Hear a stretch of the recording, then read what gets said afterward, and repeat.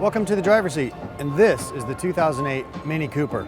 All new in 2007, it is one of those unique vehicles that merges the emotional with the rational purchase.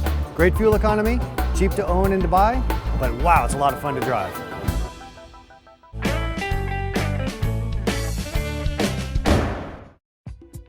The Mini Cooper was a big gamble by parent company BMW back in 2002. While a popular sized vehicle in Europe, and based on a legend, the original Mini that had been enchanting European drivers for almost 40 years, no one was quite sure how well this car would be embraced and purchased by SUV crazy Americans. Well, a quick glance down many boulevards and highways across the US proved that the Mini is a hit, and drivers have found this car fun to drive, a strong fashion statement, and kind when it came to keeping full of gasoline. So in 2007, BMW took this new little icon and completely revised it. But even the sharp-eyed reviewers here at the driver's seat are hard-pressed to see the differences after 1 year of the all-new model.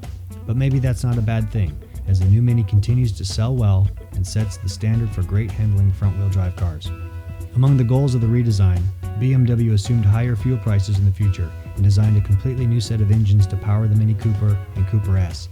Fuel efficiency is now a high point of ownership, as the base Cooper delivers almost 40 miles per gallon from its 118 horsepower four-cylinder engine, and it's also very kind to the environment.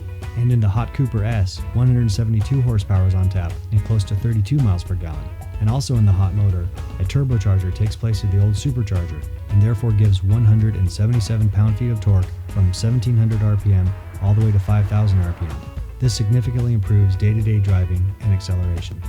As mentioned, to spot the styling changes is not an easy task, which is odd considering that it is an all-new chassis in construction. The main changes lie in the headlamps and turn signals, now mounted on the chassis instead of attached to the clamshell hood. But the general design is the same. After all, this is what a Mini is supposed to look like. Inside, the redesign focused on new space and materials, but some of the quirky excitement was lost. Maturity is never fun. The speedometer, now larger than ever, is still in the center of the dashboard, and the tachometer is now mounted behind the tilting steering wheel.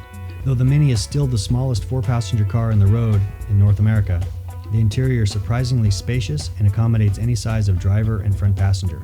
In the rear, adults could spend a bit of time there, but might need to stretch now and then to avoid cramps. And since it's a hatchback, when you fold those rear seats down, the car mimics a very small SUV and can hold a surprising amount of gear.